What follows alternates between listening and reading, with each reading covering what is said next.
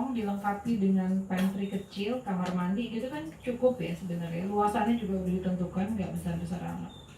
Jadi mulailah saya bereksplorasi yang agak aneh-aneh gitu.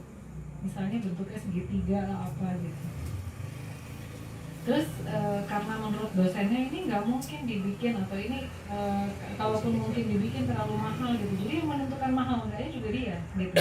Kita nggak dibiarkan bertanya seperti tadi, pantaskah harganya gitu, enggak. Itu udah langsung ini terlalu mahal, nggak bisa dibikin, nilainya D itu tadi trauma Ibu Vivi hasilnya jadi betul jadi ada ya. masih tersisa. Jadi tersisa. sebenarnya biternya harus huruf besar ya, jangan huruf kecil.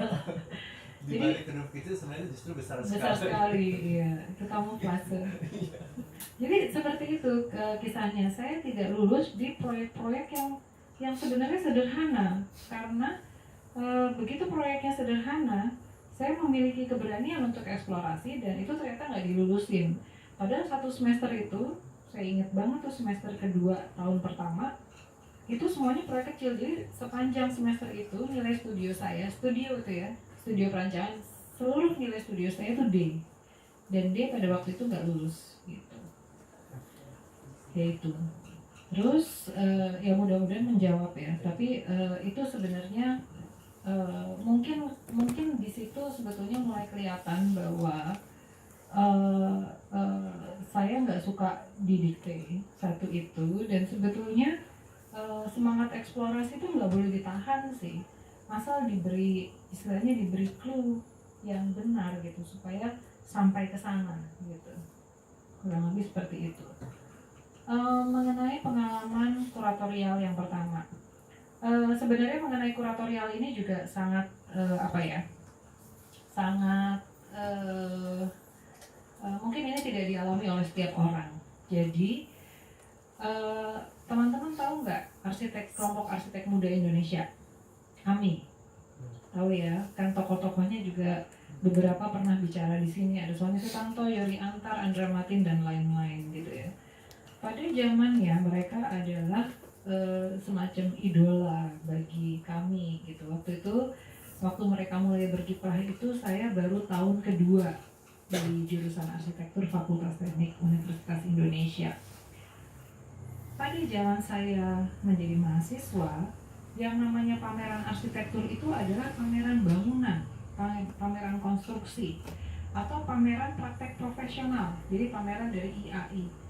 Tidak seperti pameran desain yang sekarang ini, gitu. Jadi pameran arsitektur itu mengambil suatu spot di pameran Indobuildtek misalnya, seperti itu. Dan nggak pernah merupakan satu ekspresi yang nyata dari si arsitek gitu, tapi lebih kayak pameran developer gitu. Nah, si arsitek-arsitek muda ini mencoba mendobrak stagnasi tersebut dengan secara rajin melakukan pameran-pameran dan publikasi-publikasi karya yang beragam banget gitu. Tapi ya memang pada saat itu menarik gitu ya. Tapi yang saya perhatikan dari pameran-pameran yang mereka lakukan, ini tuh kayak kompilasi tanpa ada alur cerita yang jelas. Padahal sebenarnya kalau kita bicara pameran itu adalah sebuah cerita loh. Apa sih yang mau kita ceritakan dengan apa yang kita pamerkan ini gitu. Harus ada ceritanya, nggak bisa cuma kumpul, ayo lu punya proyek apa, proyek ini, kumpulin gitu. Yang terjadi pada saat itu adalah seperti itu. Ya memang karena nggak ada yang lain, yang ini tuh jadi menarik banget gitu. Tapi ya pada saat yang sama, saya bisa secara kritis melihat bahwa harusnya nggak begini bikin pameran gitu. Sehingga pada saat saya pertama kali ngajak teman-teman untuk pameran, saya mencoba menerapkan sebuah tema yang pada waktu itu tuh rasanya aneh gitu. Dan tema itu adalah ruang tinggal dalam kota. Jadi kita sering sekali ngedesain rumah, kita sering sekali ngedesain bangunan tertentu gitu ya. Tapi tidak secara sadar melihatnya sebagai satu bagian dari konteks yang lebih luas, yaitu kota. Nah, kalau kita mau mencoba menghubungkannya dengan konteks kota, tentunya kita harus tahu dulu problem-problem dan potensi-potensi apa yang ada di dalam kota. Nah, di situ kemudian saya membentuk satu tim kurator yang kita buat workshop dulu untuk mendata masalah-masalah apa sih yang ada di dalam kota. Nah, itu akhirnya bisa terkumpul banyak hal. Misalnya masalah komuter, masalah keterpinggiran kaum marginal gitu ya. Kemudian masalah kota yang kosong sesudah jam kerja lewat gitu. Ketidakterjangkauan hunian untuk kaum muda. Nah, itu keluar masalahnya. Lalu kemudian masing-masing kelompok diminta untuk menanggapi masalah-masalah tersebut. Pamerannya jadi menarik sekali karena masalah yang dihadapi nyata dan usulan-usulan idenya itu di luar dari hal-hal yang biasa dipamerkan di pameran arsitektur yang biasa, dan semuanya itu terangkai dalam sebuah cerita yang menarik gitu. Itu adalah pengalaman saya menyelenggarakan pameran dengan catatan kuratorial yang tematik. Ya, sesudah itu udah ya the rest is history gitu kan katanya ya. Tapi awalnya adalah seperti itu. Aneh buat orang-orang. Dari 14 peserta workshop, akhirnya banyak yang gugur, tinggal 11 kalau nggak salah, karena tidak biasa untuk berdiskusi, tidak biasa untuk digempur gitu idenya gitu, sehingga ini apaan sih, gue mau bikin begini kok dikritik-kritik, akhirnya mundur gitu. Tapi ini adalah satu pengalaman yang baik di mana saya sendiri belajar, teman-teman juga belajar untuk terbiasa atau terbuka terhadap suatu pameran dengan tema atau suatu pameran dengan kuratorial yang ketat gitu. Itu sih namanya. Clara sekarang? Seperti yang kita ketahui kan Mbak Vivi, kalau saat ini tuh arsitek profesional yang wanita tuh mungkin nggak sebanyak arsitek yang profesional yang pria kan. Kayak misalnya sampai di titik kayak Mas Aang atau Kak Yori yang udah kemana-mana, terus udah kayak on top lah intinya. Menurut pengalaman Mbak Vivi yang udah bekerja kayak sampai 15 tahun tuh, sebenarnya apa sih masalah yang bikin kayak perempuan itu jadinya kayak susah buat jadinya seimbang gitu sama arsitek-arsitek pria yang ada. Terus gimana cara kita kayak menanggulanginya gitu loh, kayak gimana supaya kita bisa bersaing gitu dengan pria. Apakah mungkin karena di profesi arsitek itu mungkin ya kayak gender equality-nya tuh masih belum baik atau gimana? Sama momen up and down-nya Mbak Vivi saat berarsitektur tuh gimana?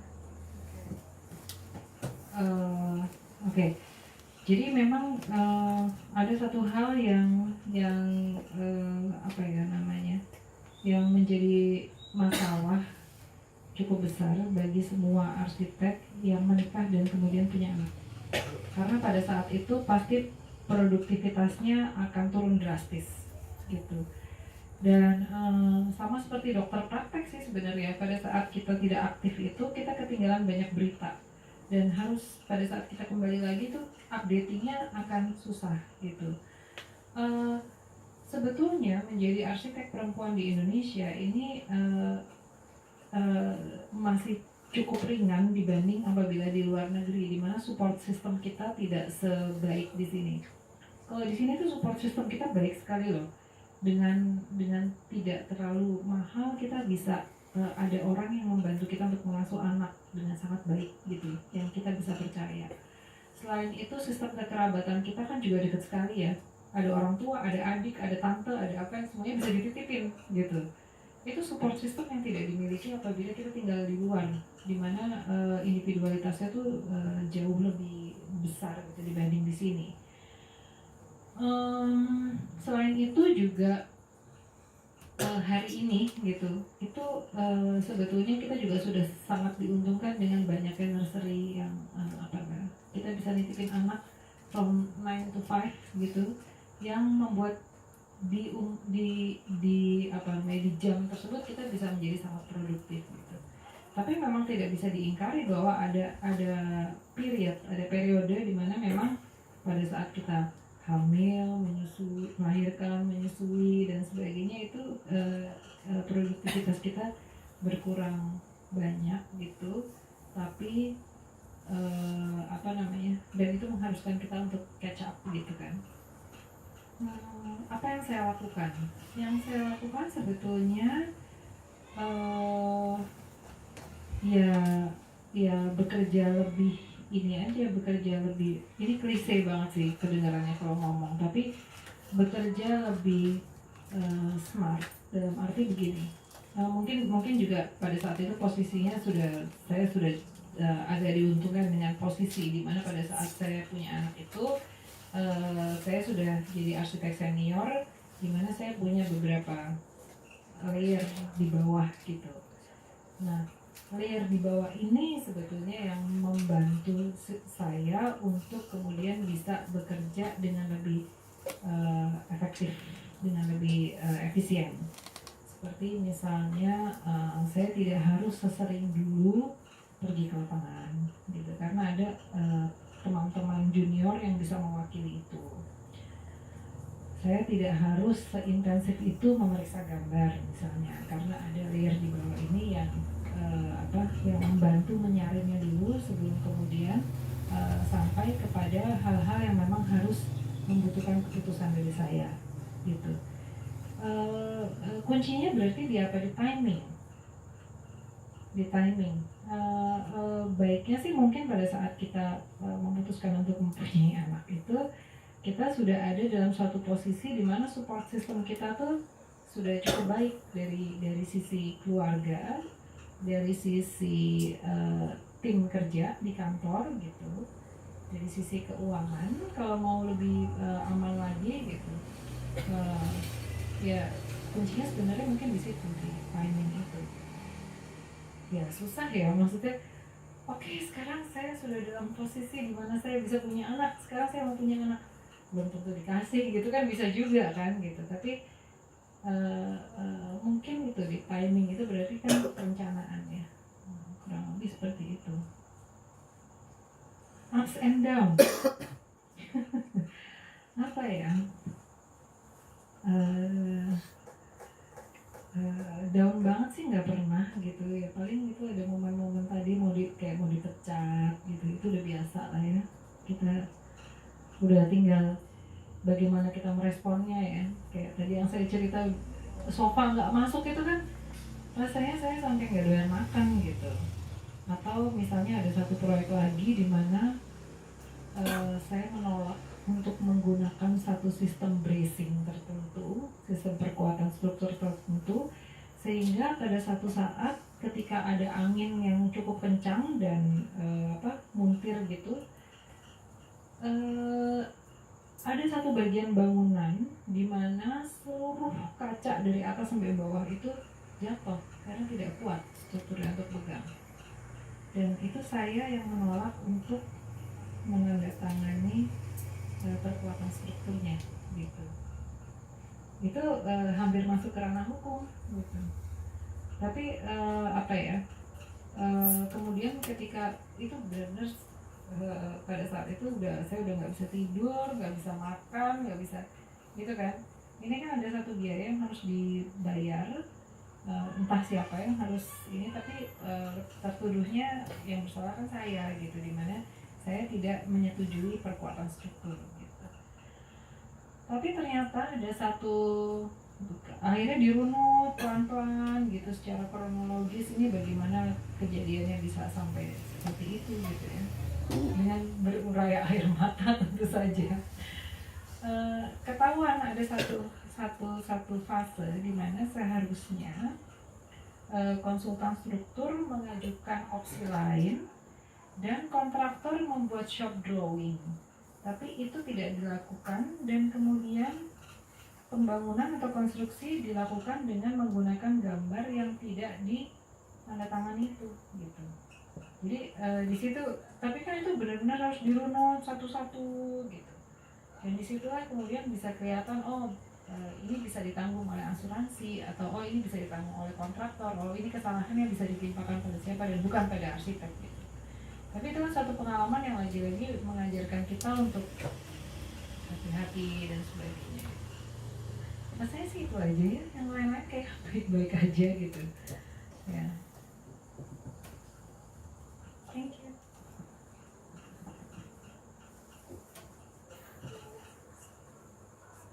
Oke, udah kita tutup ya. Saya kasih kesimpulan interpretasi. Saya udah tulisin di sini. Tulisnya di bawah ini. Tadi itunya mana? Baiknya. Supaya kedengaran. Oke, saya akan bacakan ya interpretasinya. Ini saya lihat dari depan sampai ke belakang dan saya cukup bersyukur bisa mendengarkan cerita dari Bu Afianti Arman. Mungkin ini interpretasinya nggak tahu benar atau salah, cuma saya ya pakai intuisi saya aja, seperti framework yang dibikin sama Bu Afianti. Saya baca ini, melalui Afianti saya bisa membaca sikap dan watak yang paradoksial.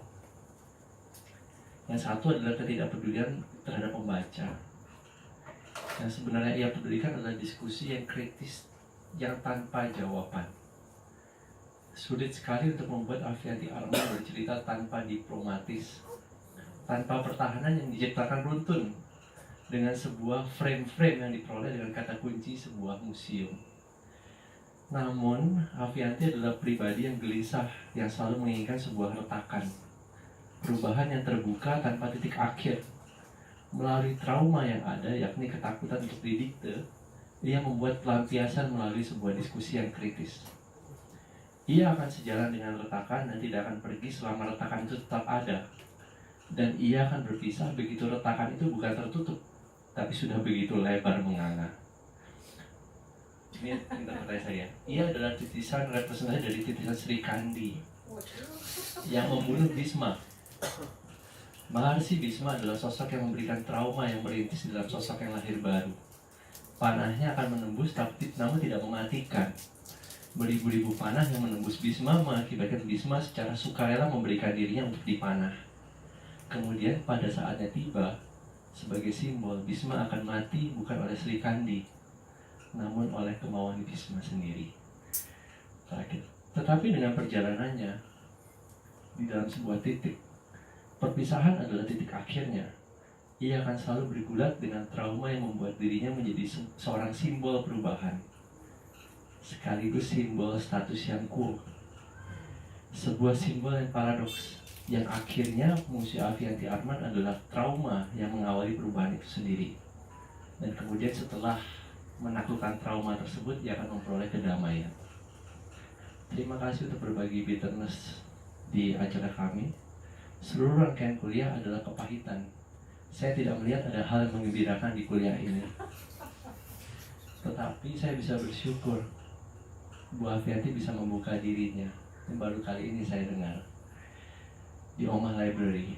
Saya anggap ini sebuah kepahitan yang kita benar-benar bisa belajar, supaya kita bisa petik hasilnya yang kemudian sebagai sebuah pelajaran yang berguna untuk sisi pribadi kita semua. Tidak ada yang suka untuk didikte, dan mari kita menemukan diri kita sendiri di waktu kita di masa kecil. Jadi seperti itu. Ini interpretasinya rada aneh sebenarnya. Saya bisa bikin kayak gini. Cuma saya selalu ngikutin dialog yang ada, makanya saya suka tanya-tanya seberapa jauh pertahanan itu disusun, seberapa jauh kuda itu dilepaskan. Jadi itu sebenarnya terlihat titik-titik yang kritis dan titik-titik yang memberikan perubahan. Saya pikir itu hal interpretasi. Maaf kalau misalnya rada aneh interpretasinya. Yang lain-lain memang kayak apa sih, jadi kepengen tahu. Tapi dari sini saya benar-benar belajar banyak. Yang lain-lain ada di setiap akhir kuliah, tapi saya selalu bicara apa adanya seperti ini. Jadi mungkin Bismanya itu sendiri adalah arsitektur Indonesia dibuat museum seperti itu. Jadi diciptakan untuk membuat perubahan. Saya pikir itu setiap membuat sesuatu itu sendiri adalah perubahan yang dinanti-nanti. Paradoks ya. Jadi memang buah Yanti adalah parade. Kita kasih tepuk tangan tepuk tangan. Boleh. Oh apa? Kopi yang tadi. Boleh, nanti saya kirim via WA. Saya pikir gitu titik yang kita terakhir kali kita foto bareng nanti.